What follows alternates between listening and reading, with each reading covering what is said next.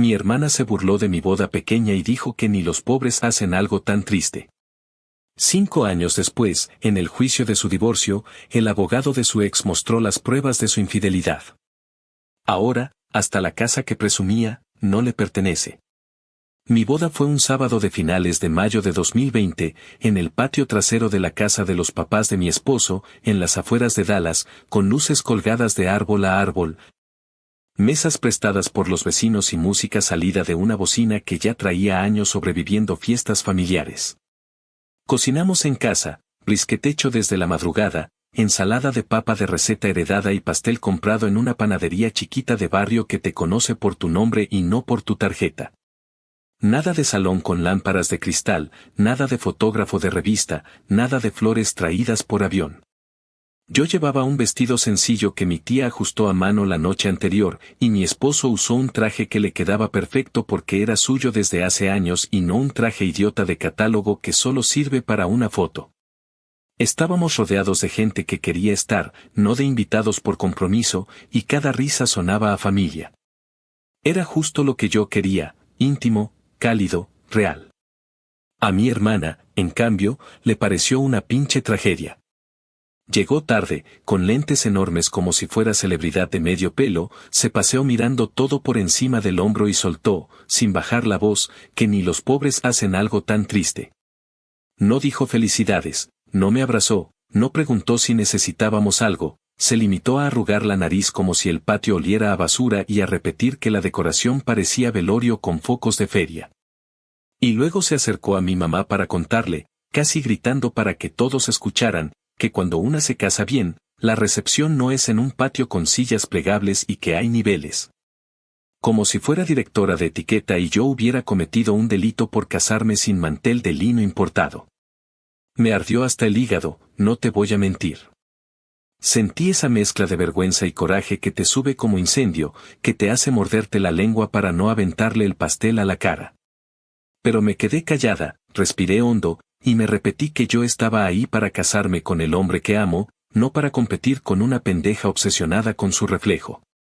Carla, mi hermana, siempre fue así, la niña del mírenme, la que en la secundaria no iba a las fiestas y no podía llegar en coche con techo corredizo prestado por el vecino. La que se sentaba en cafeterías caras a subir fotos de su latte, la que convertía cada logro de los demás en una oportunidad para recordarte que ella tenía algo más grande, más caro o más brillante. En la universidad se metió en esa cultura de gilboss de Instagram donde todo es motivación hueca y frases en inglés que ni entiende, y salió de ahí convencida de que el mundo le debía una alfombra roja. Cuando conoció a su marido, lo trató como trofeo desde el primer segundo. Él era mayor, trabajaba en bienes raíces y traía ese aire de hombre que maneja camioneta gigantesca para llenar un hueco. Se comprometieron en un viaje a Napa con un anillo que ella no dejaba de empujar en las fotos, el dedo estirado como antena para captar halagos. Su boda fue una producción ridícula, con flores hasta en los baños, un violinista perdido en un rincón y un open bar del que presumió durante meses como si hubiera descubierto el agua. Desde ese día, cada conversación con ella fue una lista de compras, la casa con escalera de caracol, la cocina de chef, la estufa que dijo que era de revista, el jardín con diseño paisajista. Todo pronunciado como si sus sílabas costaran más que las mías. Así que en mi boda, por supuesto, Carla se dedicó a pasar lista de lo que no había, que si no teníamos mesa de postres como Dios manda, que si la música no era en vivo, que si los invitados no estaban a la altura. En el fondo, su problema no era el patio ni las luces, era que no podía soportar ver a alguien feliz sin cosas caras. Necesitaba que todo el mundo creyera que su vida era el estándar y que lo mío era una versión chafa. Yo podría haberle contestado con una grosería del tamaño de su ego, pero tomé otra decisión. Guardé ese momento como quien guarda un recibo importante, lo doblé, lo metí en el cajón de no olvidar y me prometí que no iba a perseguir su aprobación nunca más. Porque en ese instante entendí con claridad brutal lo que siempre había sabido a medias, mi hermana no quería una relación conmigo, quería una audiencia. Y yo ya no iba a ser su pinche público. Los meses siguientes, cada que hablábamos, me soltaba comentarios con veneno envuelto en azúcar. Que qué tal nos iba ahora que ya están casados, con ese tono de duda pegajosa, que si ya habíamos pensado en ahorrar para una casa de verdad, como si lo que pagábamos de renta fuera un pecado. Que si no me frustraba no tener un espacio digno para recibir. Yo ya había aprendido a colgarle antes de que empezara el show, a ignorar sus historias de Instagram con brunch eternos y bolsos que cuestan lo que mi carro. A no morder el anzuelo cuando se ponía a presumir las remodelaciones de su cocina con quartz de importación como si fuera tema de interés nacional. Para entonces mi esposo y yo trabajábamos mucho, repartíamos turnos, cocinábamos en casa, juntábamos cada dólar que podíamos para un fondo de emergencias y, sobre todo, éramos felices en una forma que Carla no podía medir porque no cabía en una foto. Lo que sí me di cuenta, y lo digo sin morbo, fue que su matrimonio no olía a alegría, olía a plástico nuevo y a perfume caro que intenta tapar humedad.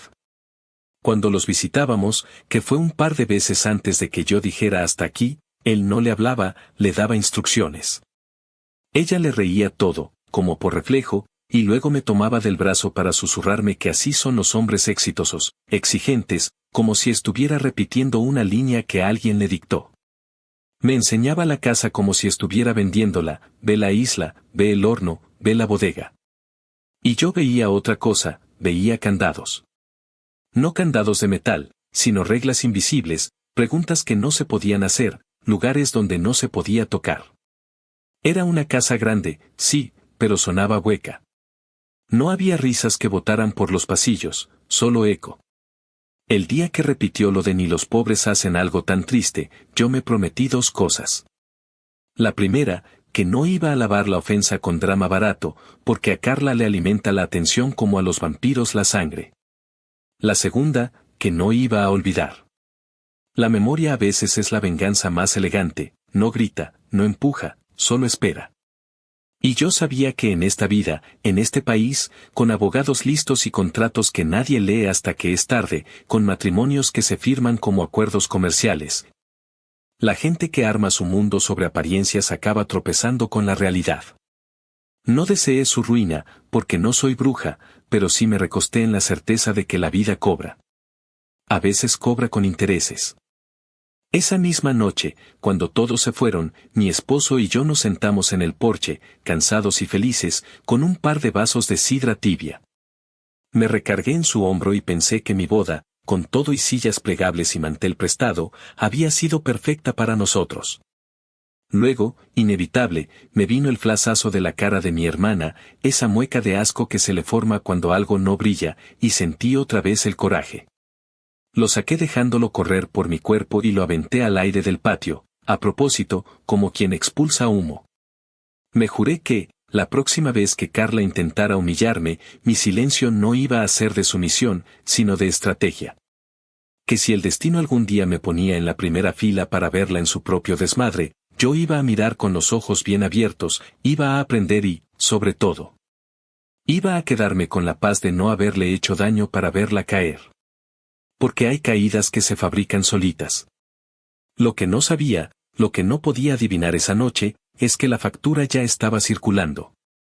Que en otro gimnasio, en otro teléfono, en otra cuenta de correo, alguien estaba cruzando líneas que luego se convierten en pruebas. Que el matrimonio perfecto de catálogo, el que según mi hermana era objetivo de vida, hacía agua desde adentro.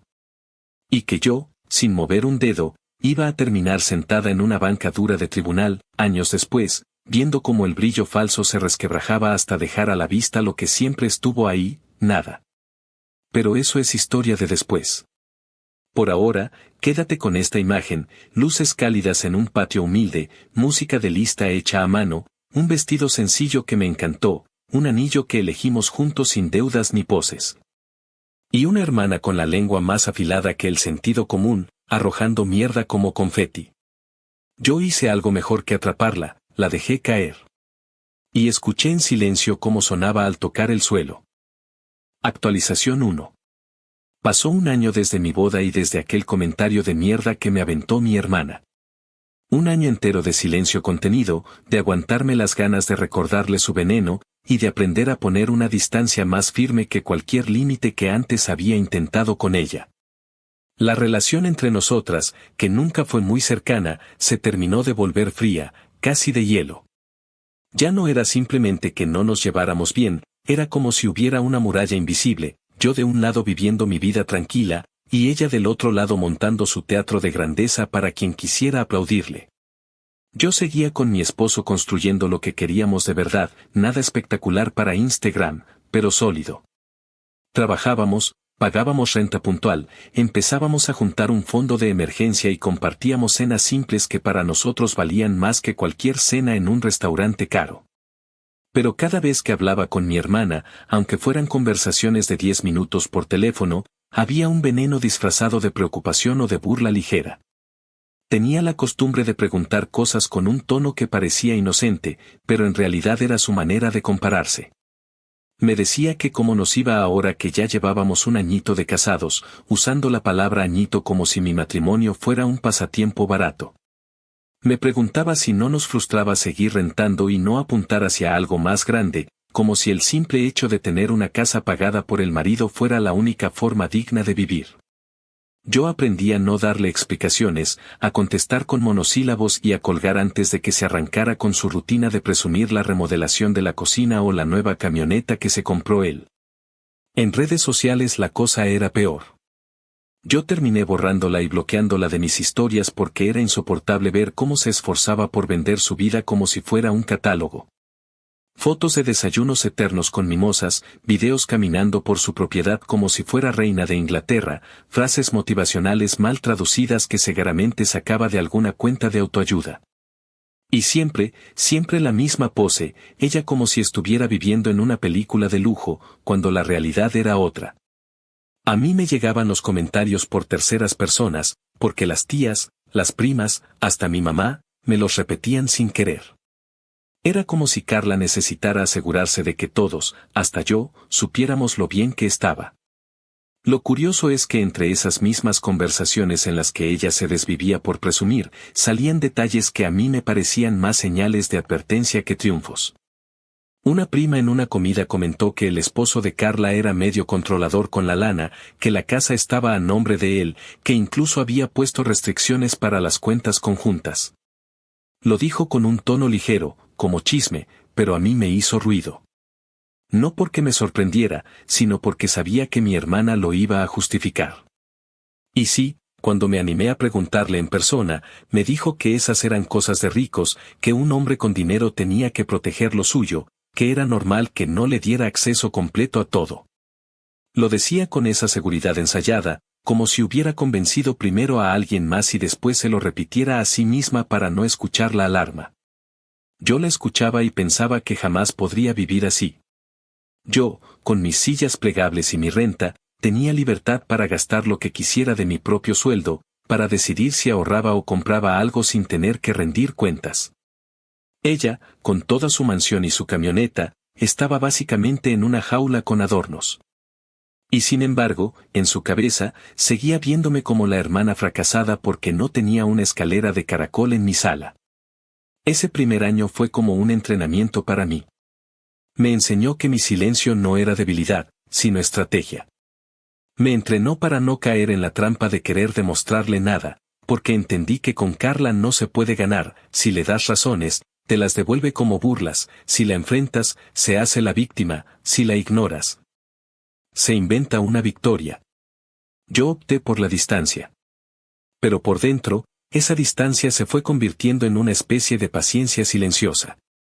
Sabía que la vida, tarde o temprano, iba a darle a cada quien su parte, y que yo no tenía que mover ni un dedo para que eso pasara. Y aunque ese año fue solo el principio, ya se empezaban a asomar las primeras grietas en el castillo de fantasía de mi hermana, aunque ella todavía las tapaba con filtros y poses. Yo, desde mi lado de la muralla, solo observaba y guardaba silencio. Porque a veces lo mejor que uno puede hacer es dejar que el tiempo haga su trabajo. Actualización 2. Pasó otro año y el chisme llegó no como un trueno, sino como ese goteo necio que empieza sin que lo notes y de repente ya tienes un charco en la cocina. Fue en una carne asada en casa de una prima en Garland, un domingo de finales de verano cuando el calor se pega a la piel como papel plástico.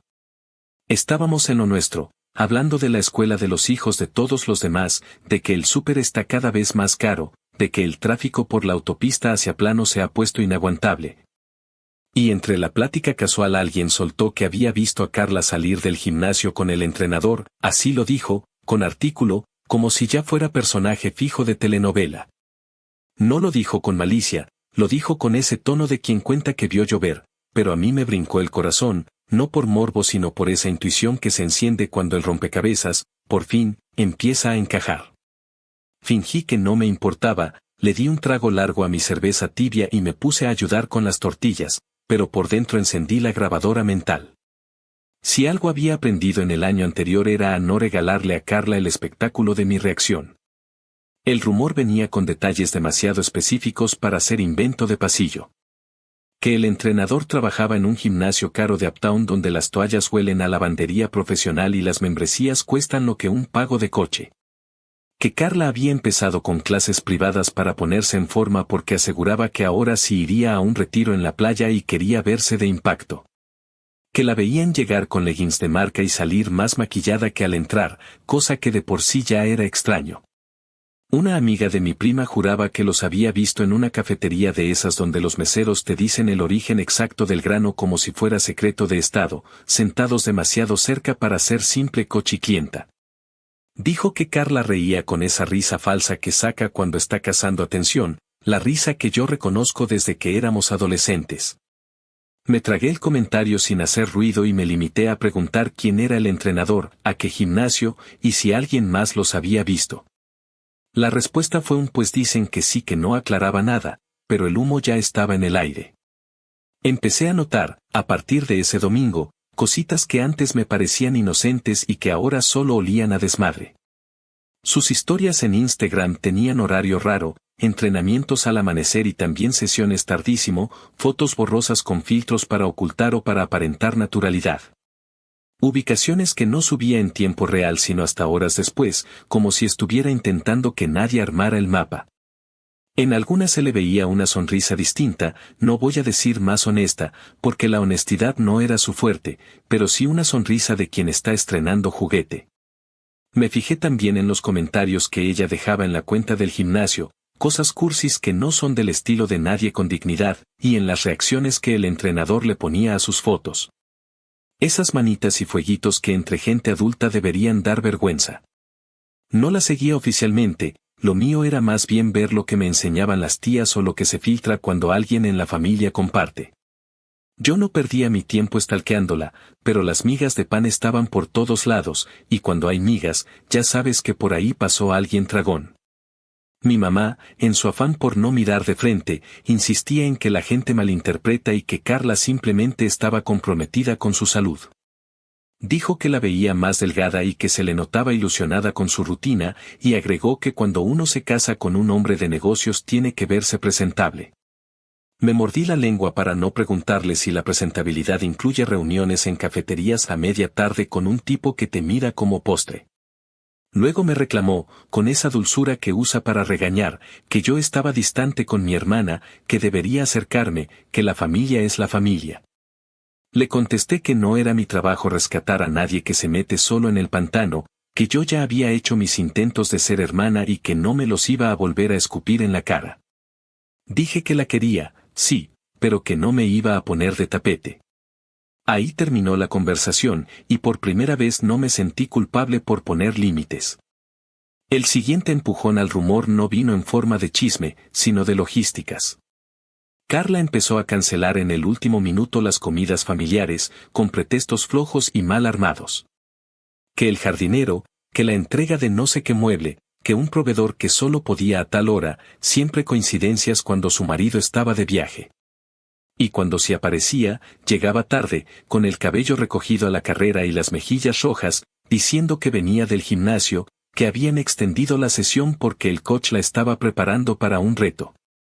Yo me reí por dentro cuando dijo reto, porque a Carla le encanta colgarse medallas inventadas. Su celular sonaba sin parar, notificaciones de mensajes con nombres guardados como apodos de adolescente, el profe, el coach, clase, todo ese esfuerzo ridículo por hacer pasar una pendejada por organización. Hubo una tarde en que la noté nerviosa cuando el teléfono vibró y lo escondió bajo una servilleta. Mi tía la vio de reojo, no dijo nada, pero la mesa entera captó la incomodidad. El aire se volvió espeso y a mí me quedó claro que ya no estábamos hablando de chismes de vecinos, sino de un incendio con llama viva. Yo no tenía interés en avisarle al marido, no por lealtad a Carla, sino porque no soy policía de nadie y porque, además, no me convenía ser mensajera de ese tipo de bomba. Él siempre me cayó pesado, ese tipo con sonrisa de vendedor de tiempo compartido y palmada fuerte que te deja la mano ardiendo, como si necesitara recordarte que él domina el saludo.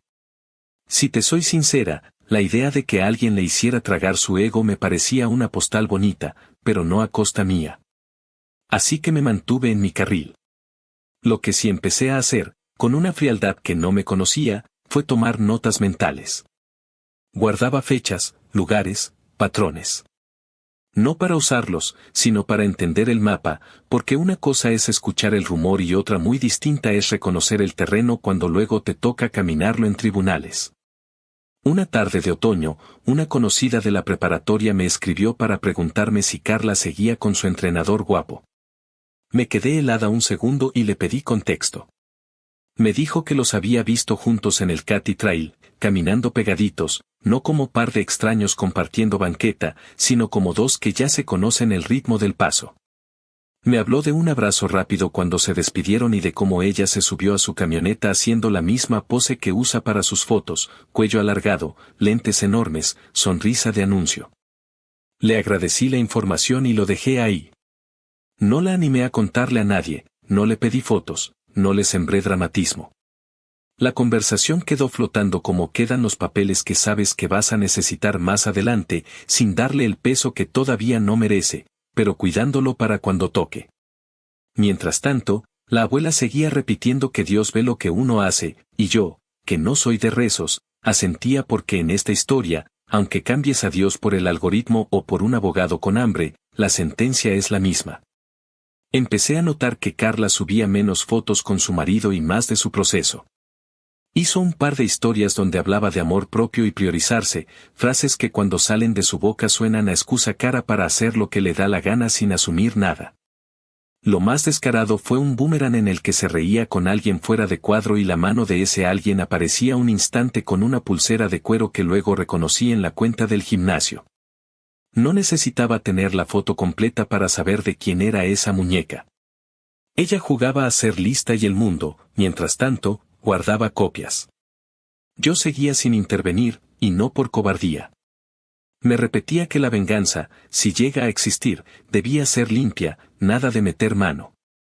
Al final, si hay justicia poética en esta vida, a veces solo consiste en no estorbarle a la realidad mientras hace su trabajo. Mi esposo y yo, desde nuestro lado, seguíamos con lo nuestro, pagando cuentas, saliendo a caminar en las tardes, cocinando los fines de semana. Y mirándonos con esa complicidad que a Carla siempre le pareció barata porque no venía en paquete de lujo.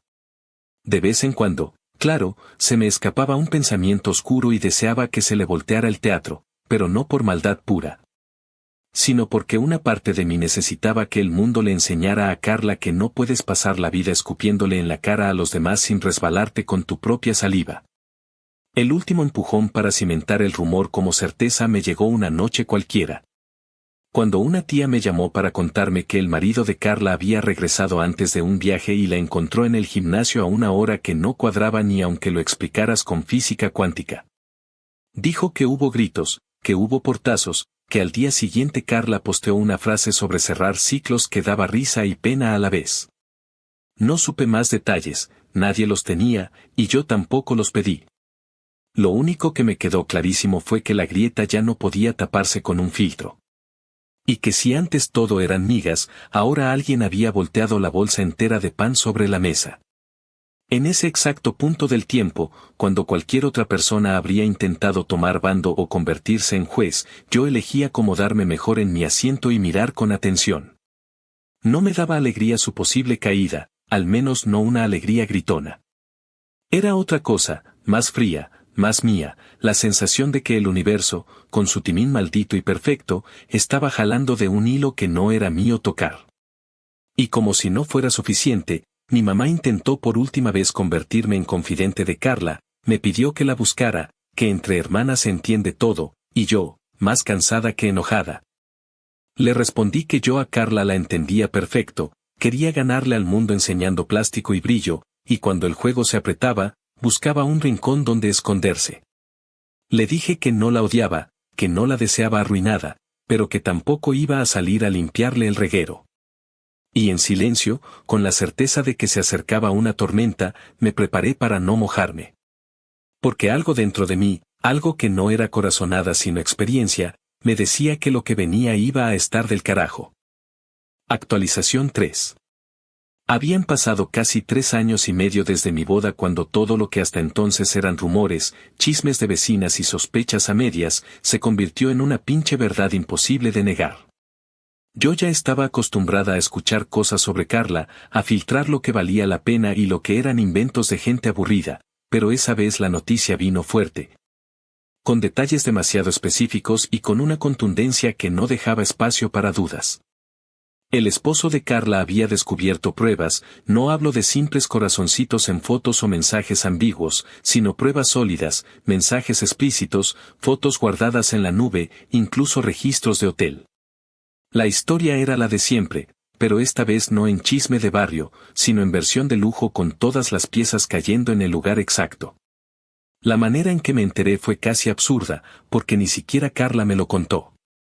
Fue mi mamá, con esa voz quebrada entre decepción y protección mal entendida, la que me llamó una tarde de invierno para decirme que tu hermana está en problemas serios. Me lo dijo como si Carla fuera una víctima, como si las pruebas hubieran caído del cielo y ella no hubiera hecho nada. Al principio me hice la que no sabía, le pregunté qué había pasado, y mi mamá, con la incomodidad marcada en cada palabra, me dijo que el esposo había contratado a un investigador privado porque ya no confiaba en sus excusas. Y que el tipo, por supuesto, le entregó un paquete completo, fotos entrando y saliendo de un motel en la carretera, videos de ella con el entrenador en lugares públicos. Mensajes impresos que daban vergüenza ajena de lo cursis y descarados que eran. Cuando colgué, me quedé sentada en el sillón, mirando al vacío, tratando de procesar que Carla, con todo su circo de perfección, había sido tan torpe como para dejar un rastro tan evidente. Siempre se creyó más lista que los demás, siempre pensó que podía manejar las apariencias como si fueran piezas de teatro, pero la realidad no se puede tapar con filtros ni frases motivacionales. Esa noche, mientras cenaba con mi esposo, le conté lo que había pasado. Él, que nunca tragó a mi hermana, se limitó a encogerse de hombros y decir que tarde o temprano algo así iba a reventar, que era imposible vivir en una farsa tanto tiempo sin que se cayera el telón. Yo asentí, y aunque no lo dije en voz alta, dentro de mí sentí una mezcla de satisfacción amarga y compasión. No porque la justificara, sino porque verla arruinarse sola me daba esa sensación de justicia natural que no requiere venganza activa, solo paciencia. Las semanas siguientes fueron un desfile de llamadas de familiares y mensajes a medio tono que empezaban con ¿supiste lo de tu hermana? Yo me limitaba a responder que sí, que ya estaba enterada, y cambiaba de tema. No me interesaba meterme en su drama, ni convertirme en portavoz ni en juez. Pero la información me llegaba igual, quieras o no. Me contaron que ella había jurado que eran simples malentendidos, que los hoteles eran por reuniones de negocios, que los mensajes eran bromas sacadas de contexto, que las fotos eran montajes. Pero todo el mundo sabía que cuando un marido furioso pone dinero en un investigador privado, lo que trae de regreso no son cuentos inventados, sino municiones listas para disparar en un tribunal. Y Carla estaba ahí, con el cañón apuntándole de frente. Recuerdo una tarde en la que fui a casa de mi mamá y Carla estaba ahí, llorando con la cara hinchada y el maquillaje corrido, diciendo que la iban a dejar en la calle. Repetía una y otra vez que no es justo, que ella había dado lo mejor de sí, que él también tenía sus defectos, que no podía perderlo todo por un error. Yo me quedé sentada, escuchándola como quien escucha un programa que ya viste en otra temporada, sin meterme demasiado. No sentí ganas de consolarla, porque mi mente regresaba, inevitable, a ese día en mi boda en el que se rió de mi felicidad, en el que me humilló frente a los demás, como si mi vida fuera poca cosa. Ahora la veía llorando, rogando que no la dejaran sin la casa que tanto presumió, sin las comodidades que usaba como espada para compararse conmigo. Y en silencio, no pude evitar pensar que la vida tiene un sentido del humor retorcido, pero justo. Lo más impactante fue enterarme de que la relación con el entrenador no era un desliz pasajero, no era un error de una noche. Llevaban casi un año viéndose, como pareja paralela, como si su matrimonio fuera un accesorio opcional. Eso fue lo que realmente encendió la furia del marido, no que le hubiera sido infiel una vez, sino que hubiera mantenido toda una doble vida mientras sonreía en cenas, mientras posaba para fotos familiares. Mientras presumía su casa y sus viajes. El tipo no era ningún santo, claro que no, pero nadie merece vivir engañado de esa forma tan descarada. Y cuando me contaron que él había dicho frente a testigos que no iba a darle ni un centavo más, entendí que el divorcio no iba a ser un trámite sencillo, sino una guerra abierta. Lo curioso es que, mientras todo eso pasaba, yo no sentí necesidad de hablarlo con Carla. No me acerqué a decirle que lo había visto venir, no le di sermones de hermana mayor, no le ofrecí mi hombro. Me mantuve al margen porque entendí que lo único que podía ofrecerle era silencio, y mi silencio no era indiferencia, era una especie de espejo. Un espejo donde ella podía ver que mientras mi vida avanzaba estable, sin lujos, sin estridencias, la suya, que estaba hecha de presunción y apariencia, se derrumbaba desde dentro. Y no porque yo lo provocara, sino porque así pasa cuando construye sobre cimientos huecos.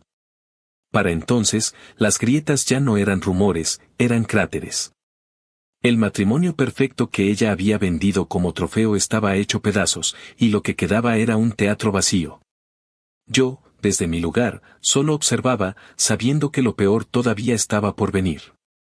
Porque si algo aprendí en todo ese tiempo, es que cuando alguien como Carla empieza a caer, la caída nunca es rápida ni limpia, es lenta, ruidosa, arrastrando todo lo que pueda en el camino. Y lo que faltaba, lo que todavía no se asomaba del todo, era la parte más cabrona, el divorcio y la división de bienes. Ahí es donde el verdadero espectáculo estaba a punto de comenzar. Actualización 4. Habían pasado casi 3 años y medio desde mi boda cuando todo lo que hasta entonces eran rumores, chismes de vecinas y sospechas a medias, se convirtió en una pinche verdad imposible de negar. Yo ya estaba acostumbrada a escuchar cosas sobre Carla, a filtrar lo que valía la pena y lo que eran inventos de gente aburrida, pero esa vez la noticia vino fuerte. Con detalles demasiado específicos y con una contundencia que no dejaba espacio para dudas. El esposo de Carla había descubierto pruebas, no hablo de simples corazoncitos en fotos o mensajes ambiguos, sino pruebas sólidas, mensajes explícitos, fotos guardadas en la nube, incluso registros de hotel. La historia era la de siempre, pero esta vez no en chisme de barrio, sino en versión de lujo con todas las piezas cayendo en el lugar exacto. La manera en que me enteré fue casi absurda, porque ni siquiera Carla me lo contó. Fue mi mamá, con esa voz quebrada entre decepción y protección malentendida, la que me llamó una tarde de invierno para decirme que tu hermana está en problemas serios. Me lo dijo como si Carla fuera una víctima, como si las pruebas hubieran caído del cielo y ella no hubiera hecho nada. Al principio me hice la que no sabía, le pregunté qué había pasado, y mi mamá, con la incomodidad marcada en cada palabra, me dijo que el esposo había contratado a un investigador privado porque ya no confiaba en sus excusas. Y que el tipo, por supuesto, le entregó un paquete completo, fotos entrando y saliendo de un motel en la carretera, videos de ella con el entrenador en lugares públicos. Mensajes impresos que daban vergüenza ajena de lo cursis y descarados que eran. Cuando colgué, me quedé sentada en el sillón, mirando al vacío, tratando de procesar que Carla, con todo su circo de perfección, había sido tan torpe como para dejar un rastro tan evidente. Siempre se creyó más lista que los demás, siempre pensó que podía manejar las apariencias como si fueran piezas de teatro, pero la realidad no se puede tapar con filtros ni frases motivacionales. Esa noche, mientras cenaba con mi esposo, le conté lo que había pasado. Él, que nunca tragó a mi hermana, se limitó a encogerse de hombros y decir que tarde o temprano algo así iba a reventar, que era imposible vivir en una farsa tanto tiempo sin que se cayera el telón. Yo asentí, y aunque no lo dije en voz alta, dentro de mí sentí una mezcla de satisfacción amarga y compasión. No porque la justificara, sino porque verla arruinarse sola me daba esa sensación de justicia natural que no requiere venganza activa, solo paciencia. Las semanas siguientes fueron un desfile de llamadas de familiares y mensajes a medio tono que empezaban con ¿supiste lo de tu hermana? Yo me limitaba a responder que sí, que ya estaba enterada, y cambiaba de tema. No me interesaba meterme en su drama, ni convertirme en portavoz ni en juez. Pero la información me llegaba igual, quieras o no.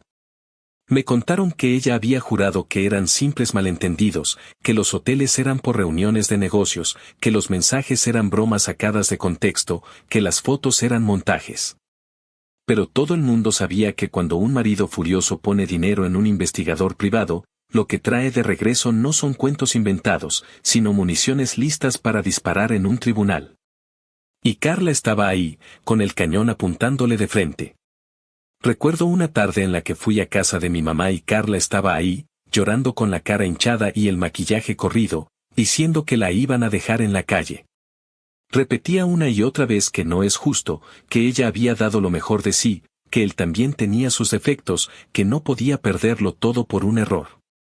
Yo me quedé sentada, escuchándola como quien escucha un programa que ya viste en otra temporada, sin meterme demasiado. No sentí ganas de consolarla, porque mi mente regresaba, inevitable, a ese día en mi boda en el que se rió de mi felicidad, en el que me humilló frente a los demás, como si mi vida fuera poca cosa. Ahora la veía llorando, rogando que no la dejaran sin la casa que tanto presumió, sin las comodidades que usaba como espada para compararse conmigo.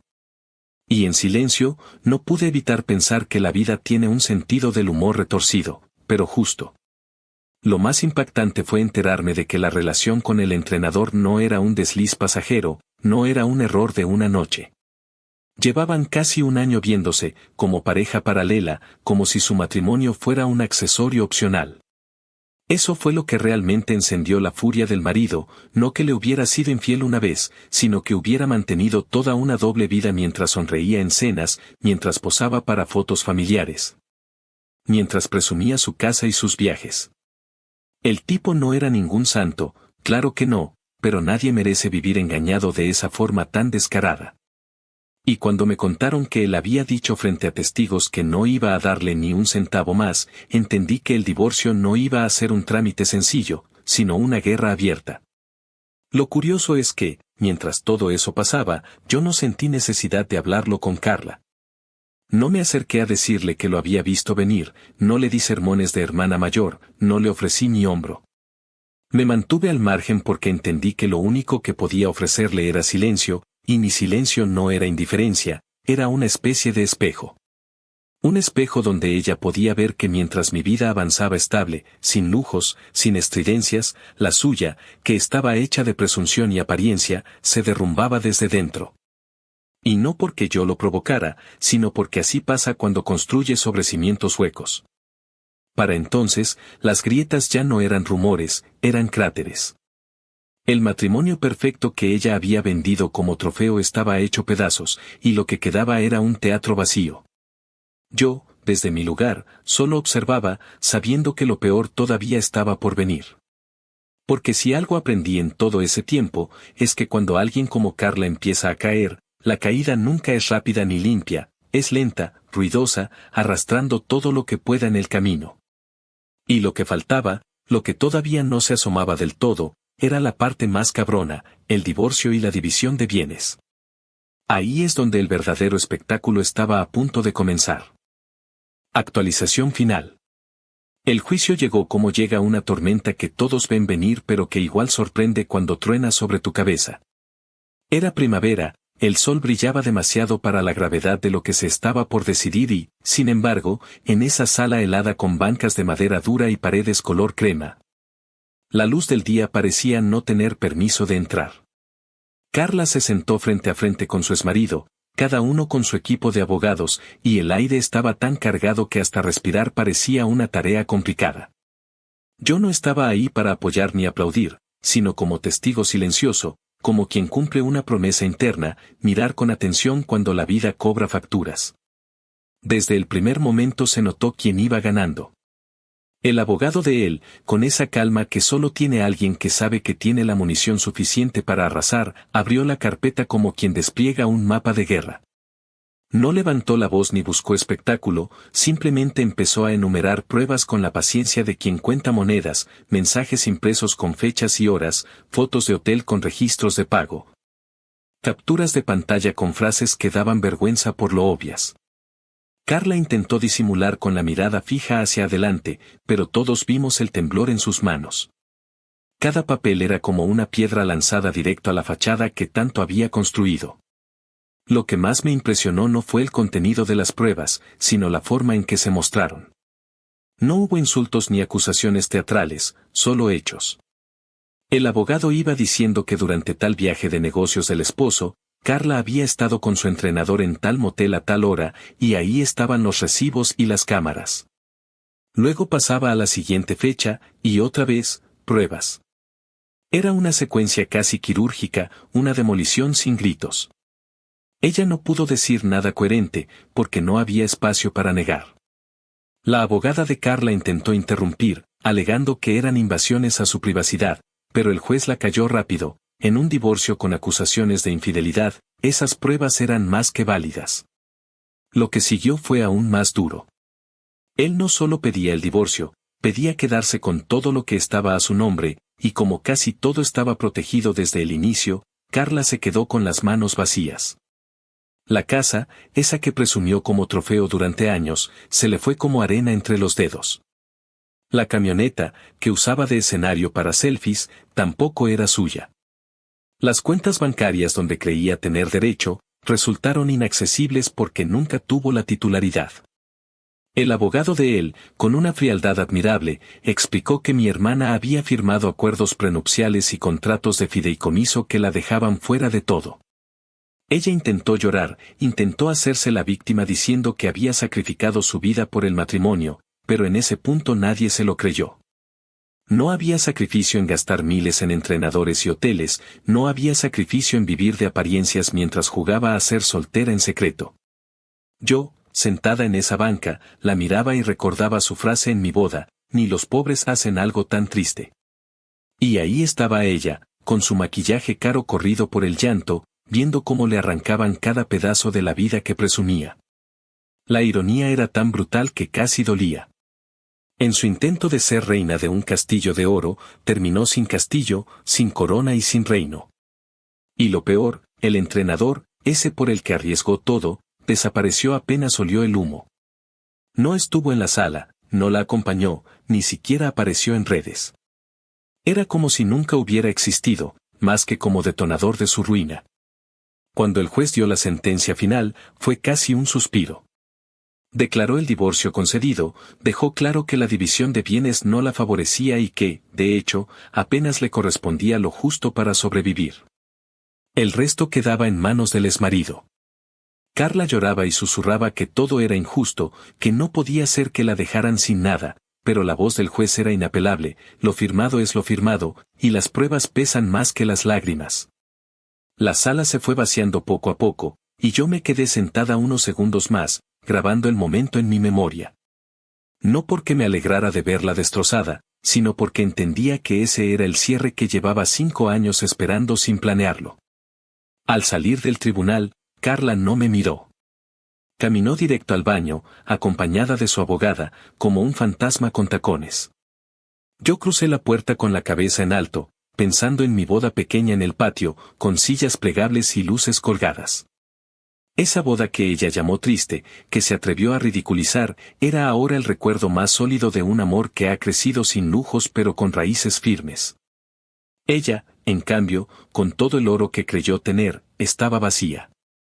Y en ese contraste, en esa justicia poética que no planeé pero que la vida me regaló, encontré la paz. No hubo necesidad de gritarle te lo dije, no hizo falta recordarle sus humillaciones. La vida se encargó de enseñarle que los palacios levantados sobre apariencias se caen solos. Y yo, sin mancharme las manos, estuve ahí para verlo. Esa fue mi verdadera venganza.